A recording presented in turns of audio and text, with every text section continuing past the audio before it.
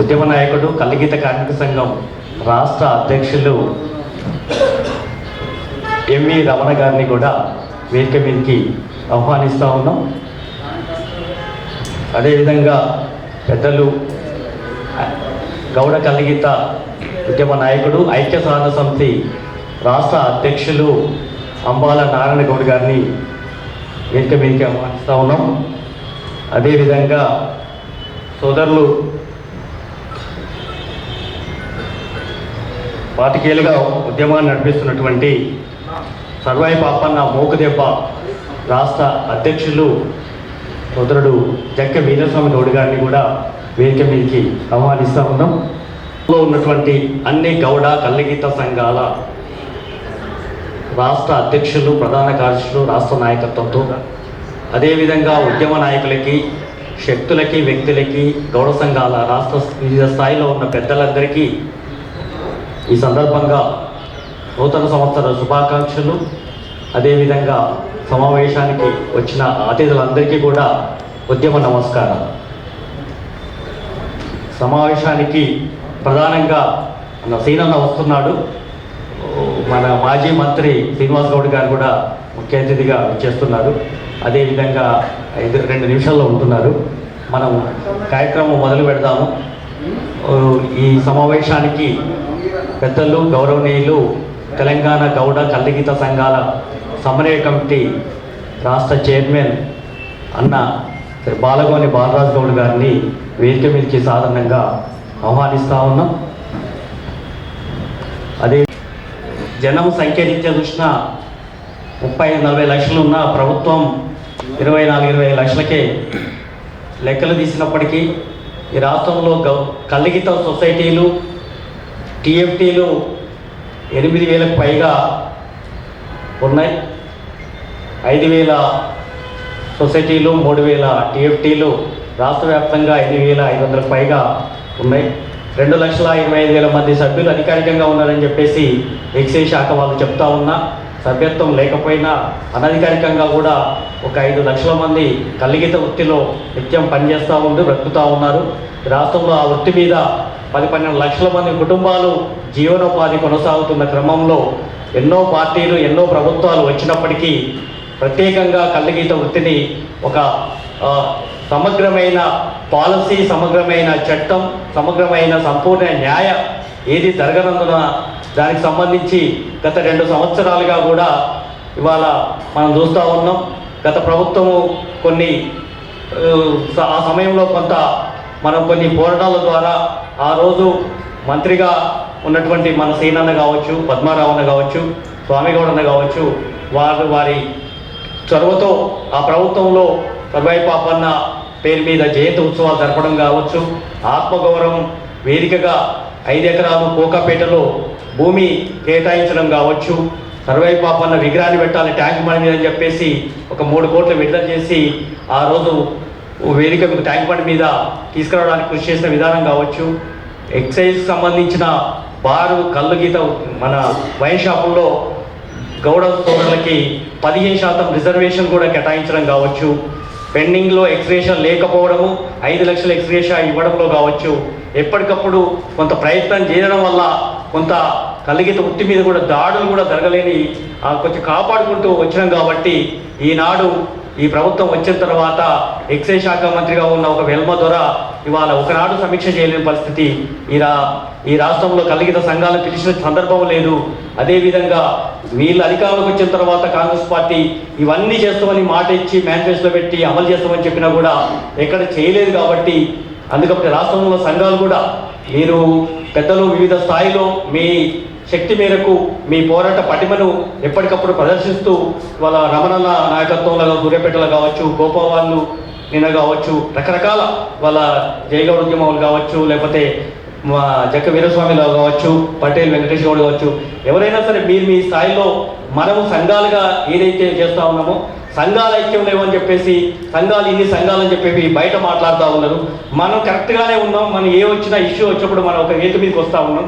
కానీ మనం అందరం కలిసి రిప్రజెంటేషన్ చేసినప్పుడు మాత్రమే ఈ సమస్య పరిష్కారం అవుతుందనే భావనలో దృష్టిలో పెట్టుకొని ఈరోజు వాళ్ళ గౌడ కల్లిగీత సంఘాల సమన్వయ కమిటీ అన్న బాలరాజు అన్న చొరవతోటి ఈరోజు ఒక చొరవ తీసుకొని ఇప్పుడు వెంకన్న కావచ్చు, అంబాల నారాయణ గౌడ్ కావచ్చు, నేను కావచ్చు, మేము కూడా కొంచెం చొరవ తీసుకొని రాష్ట్రంలో మనం అన్ని సంఘాలము ఒక వేదిక మీదకి వచ్చి వాళ్ళ ఈ ప్రభుత్వం 2 ఏళ్ళైనా ఏమీ చేయట్లేదు, ఒకనాడు సమీక్ష లేదు, మనల్ని పిలిచి మాట్లాడటం లేడు, మన గురించి వినటోడు లేడు, కాబట్టి ఇంకా మన కాలయాపన చేస్తే చాలా నష్టపోయాం. ఇప్పటికే ఇంకా నష్టపోవడానికి ఎందుకు, అసెంబ్లీలో మాట్లాడటం లేడు, దీని గురించి ఎవరికి అడగాలో, ఎవరు చెప్తారో, ఎవరు ఇస్తారో, ఎవరు మాట్లాడతారో లేని సందర్భం ఉండే.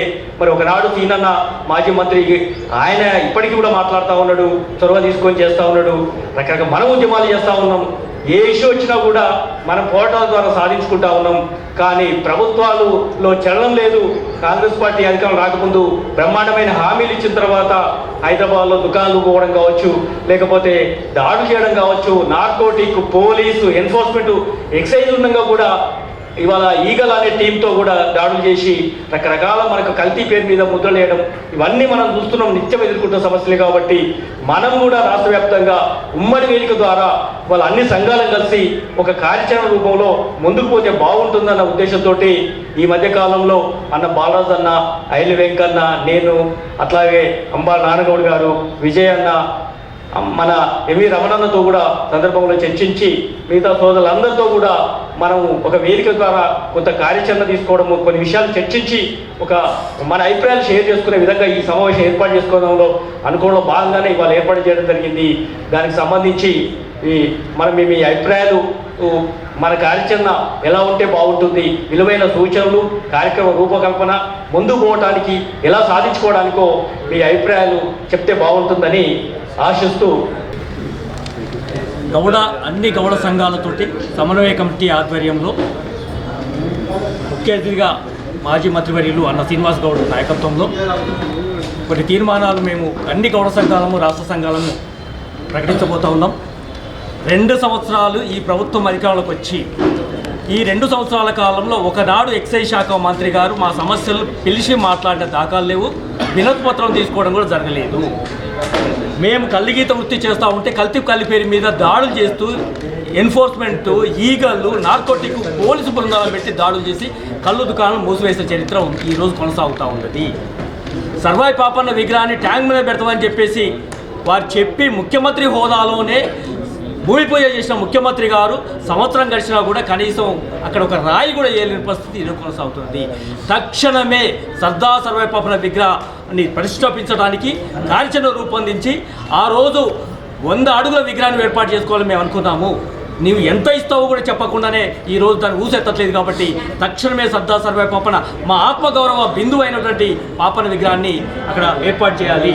అదేవిధంగా ఆయన పేరు మీద జనగామ జిల్లాకు పేరు పెడతామని చెప్పి సర్దార్ సర్వాయి పాపన్న జిల్లా నామకరణం చేస్తామని చెప్పేసి కాంగ్రెస్ పార్టీ మేనిఫెస్టోలో పెట్టింది, అసెంబ్లీలో కూడా ప్రకటన చేసింది. కానీ ఈ రోజు కూడా గెజెట్ విడుదల చేయలేదు. కాబట్టి ఇప్పుడు అసెంబ్లీ జరుగుతున్న సందర్భంలో గెజెట్ విడుదల చేసి ఆయన పేరు మీద జిల్లాను ఏర్పాటు చేయాలని కూడా ఈ మేము తీర్మానం చేశాం. ఇంకొకటి, మేము అధికారంలోకి వచ్చిన తర్వాత 5 లక్షలు గత ప్రభుత్వంలో ఇచ్చేది కదా, మేము 10 లక్షలు ఇస్తామని చెప్పేసి మేనిఫెస్టోలో పెట్టి మీరు అధికారంలోకి వచ్చి ఓట్లు వేయించుకొని ఇవాళ 10 లక్షల రూపాయలు ఎక్స్గ్రేషన్ ఇవ్వకుండా పాత పద్ధతిలో ఇస్తామని మాట్లాడుతూ ఉన్నారు. అది కూడా 13 కోట్ల రూపాయలు పెండింగ్లో ఉన్నాయి. తక్షణమే మీరు వచ్చిన డిసెంబర్ 9, 2023 ప్రకారమే 10 లక్షల ఎక్స్గ్రేషన్ గత పెండింగ్లో ఉన్న వాటితో పాటు కొత్తగా వారి అందరికీ కూడా 10 లక్షల పేరు మీద ఇవ్వాలని చెప్పి కూడా మేము ఈ సందర్భంగా తీర్మానం చేయడం జరిగింది. అంతేకాకుండా కోకాపేటలో గత ప్రభుత్వంలో సీనన్న నాయకత్వంలో 5 ఎకరాల భూమి గౌళ్ళకు ఆత్మగౌరవం కోసం ఇచ్చిన భూమి ఏదైతుందో ఇవాళ ఆ రోజు వారి భూమి పూజ చేసిన ఏదైతే ఉందో అది ఇప్పటికీ దాన్ని ఊసెత్తట్లేదు. కాబట్టి తక్షణమే ఆ ఆత్మగౌరవం భవనాన్ని నిర్మాణం చేయాల్సిందిగా మేము ఈ సందర్భంగా అన్ని సంఘాలను డిమాండ్ చేస్తూ ఉన్నాం. తక్షణము నీరా కేఫ్ ఏదైతే ఉన్నదో వారు మా స్వచ్ఛమైన ఆత్మగౌరవ డ్రింకు చీప్ లిక్వర్ కాదు, అది ఆత్మ మనకు సంబంధించిన వైద్యం సంబంధించిన ఇవాళ డ్రింక్ అని చెప్పేసి దాన్ని గొప్పగా చెప్పుకున్న నీరా కేఫ్ను కూడా ఇవాళ బంద్ చేసి తాళం వేశారు. దాన్ని తక్షణమే తాళం తీసిన దాన్ని ఓపెన్ చేసి ప్రారంభించాలని కూడా మేము ఈ సంఘాలను తీర్మానం చేయడం జరిగింది. మీరు చేయని పక్షంలో ఇవాళ రాష్ట్రంలో ఉన్న గౌడ సమాజం మొత్తం ఏకమయ్యి చలో హైదరాబాద్ పిలిపిస్తూ ఉన్నాం. ఇందిరా పార్క్ దగ్గర ఎక్స్గ్రేషన్ రాని బాధ్యులతోటి ధర్నా ప్రకటించబోతున్నాం. త్వరలోనే ఒక కార్యాచరణ రూపొందించుకోబోతా ఉన్నాం. ఇవాళ ఏదైతే 10 లక్షల రూపాయల ఎక్స్గ్రేషన్ ఏదైతే ఇస్తానని చెప్పామో అది ఇవ్వకపోతే ఇందిరా పార్క్ దగ్గర పెద్ద ఎత్తున ధర్నా చేస్తాం. ఇవాళ అంతేకాకుండా ఎక్సైజ్ కార్యాలయాన్ని కూడా రేపు ముట్టడి చేయబోతా ఉందని చెప్పేసి ఈ సందర్భంగా డిమాండ్